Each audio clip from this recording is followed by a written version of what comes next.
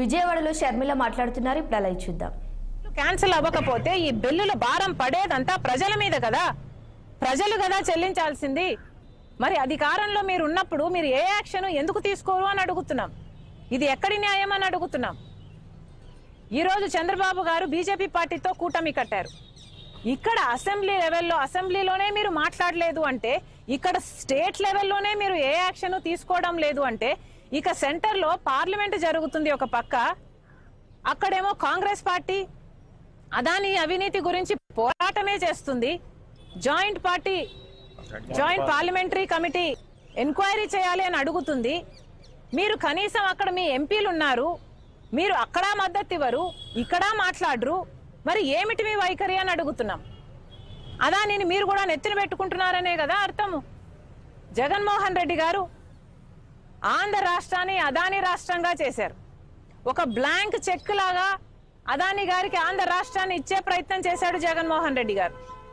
ఒక solar power డీల్లోనే 1750 కోట్ల రూపాయలు జగన్మోహన్ రెడ్డి గారికి లంచం వచ్చింది అని ఇప్పుడు బయటపడింది. కానీ గంగవరం పోర్టు 10% గవర్నమెంట్ వాటాని జగన్మోహన్ రెడ్డి గారు అప్పనంగా 9000 కోట్ల రూపాయలు విలువ చేస్తే అదాని గారికి 640 కోట్లకే అమ్మేశారు. ఇది అన్యాయం కాదా? రాజశేఖర్ రెడ్డి గారే 30 ఏళ్ల పోర్టు మళ్ళీ ప్రభుత్వం చేతుల్లోకి రావాలి అని అంటే 15 ఏళ్లు గడిచేపోయాయి. ఇంకో 15 ఏళ్లలో ఆ పోర్టు ప్రభుత్వం చేతుల్లోకి వచ్చేది. ఆ వీలే లేకుండా చేశాడు జగన్మోహన్ రెడ్డి గారు. మరి అలాంటి దాంట్లో ఎంత లంచం వచ్చుండాలి జగన్మోహన్ రెడ్డి గారికి? మరి ఇవేవి ఎంక్వైరీ చేయాల్సిన అవసరం లేదా? అవినీతి ఎంత జరిగింది, ఎక్కడ జరిగింది అని, అన్యాయం జరిగింది అని మీరు తెలుసుకోకపోతే ఆ డీళ్లు ఎలా క్యాన్సిల్ చేస్తారు? ఆ డీళ్లు క్యాన్సిల్ చేయకపోతే మరి ప్రజలకు అన్యాయం చేసిన వాళ్ళు కారా మీరు? మిమ్మల్ని ఓట్లేసి గెలిపించింది ప్రజలైనప్పుడు. మళ్ళీ చెప్తున్నాం, అన్యాయం జరిగింది, అక్రమం జరిగింది, క్రైమ్ జరిగింది అని అమెరికా వాళ్ళు చెప్తున్నారు. అక్రమం జరిగింది, క్రైమ్ జరిగింది అని అమెరికా వాళ్ళు చెప్తున్నారు. సాక్ష్యాలు ఆధారాలు ఉన్నాయని వాళ్ళు చెప్పి వాళ్ళు ట్రయల్ కూడా ప్రొసీడ్ అవుతున్నారు. మరి అలాంటప్పుడు కనీసం ఇక్కడ ఎంక్వైరీ చేయాల్సిన బాధ్యత మీకు లేదా? వెంటనే ఎంక్వైరీని కమిషన్ చేయాలని చంద్రబాబు గారిని డిమాండ్ చేస్తున్నాం. అంతేకాదు పార్లమెంటులో కూడా కాంగ్రెస్ పార్టీ పోరాటం చేస్తుంది. జేపీసీ కావాలని ఈ అంశం మీద పార్లమెంటులో కూడా చంద్రబాబు గారు కాంగ్రెస్ పార్టీకి మద్దతు పలకాలని డిమాండ్ చేస్తున్నాం. Thank you. అప్పటి విద్యుత్ శాఖ మంత్రిని మోడీని అరెస్ట్ చేయాలి, జగన్ కేసు సంబంధం వైసీపీ వాళ్ళు ఏంటమ్మా?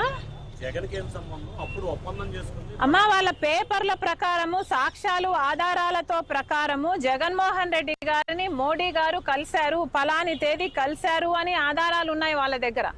ఆ మరుసటి రోజు జగన్ మోహన్ రెడ్డి గారికి ఇన్సెంటివ్స్ అంటే తెలుగులో ప్రోత్సాహకాలు అంటారా, అవి కూడా మాట్లాడుకోవడం జరిగింది అని చెప్పారు. ఆ తర్వాత ఆగ మేఘాల మీద కొన్ని గంటల్లోనే ఫైల్ మూవ్ అయిపోయి ఆమోదం ముద్ర కూడా పడిపోయిందని, కేబినెట్ లో అప్రూవ్ కూడా అయిపోయిందని ఆధారాలు ఉన్నాయని చెప్తున్నారు. మరి ఇంత జరిగినప్పుడు అసలు ఏ బేసిస్ మీద మీరు అప్రూవ్ చేశారండి? పక్క రాష్ట్రం మీద ₹1.99 పవర్ కొంటుంటే మన రాష్ట్రంలో ₹2.49 మీరు సంతకాలు పెట్టారు అంటే మన రాష్ట్రానికి నష్టం జరుగుతుంది, మన ప్రజలకు నష్టం జరుగుతుంది అని తెలిసినా కూడా మీరు సంతకాలు పెట్టారంటే ఎందుకు పెట్టారు? మీ లంచాల కోసమే పెట్టారు కదా. మరి మీరే నిర్దోషులు అని మీరు అనుకుంటే మీరే ఎంక్వైరీని అడగండి. ఎందుకు జగన్మోహన్ రెడ్డి గారు వచ్చి మాట్లాడటం లేదు? ఏ దాని మీద జగన్మోహన్ రెడ్డి గారు వచ్చి మాట్లాడరు?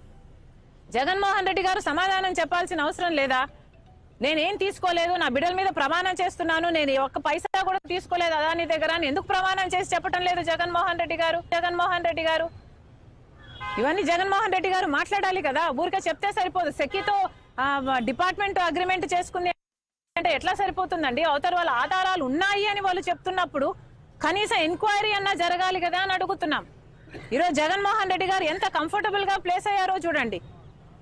కేవలం ఇది అదాని కాదు, ఇంకొకటి ఎవడైనా ఉండుంటే ఈ పాటికి ఎంక్వైరీ పడిపోయేది, ఈ పాటికి డీలు క్యాన్సిల్ అయిపోయేది, అన్ని జరిగిపోయాయి. కానీ అదాని బీజేపీ మనిషి కాబట్టి చంద్రబాబు గారు కనీసం పేరు కూడా ఉచ్చరించడం లేదు. అప్పుడు పవన్ కళ్యాణ్ గారు కూడా మాట్లాడారు, డీలు జరుగుతున్నప్పుడు ఇది అన్యాయం జరుగుతుంది అని.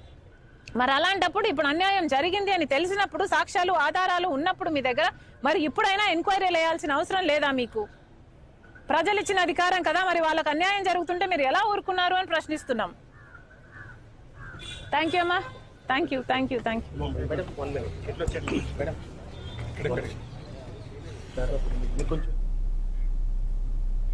దేశంలో బీజేపీ డౌన్ ఫాల్ స్టార్ట్ అయిందని తెలంగాణ డిప్యూటీ సీఎం భట్టి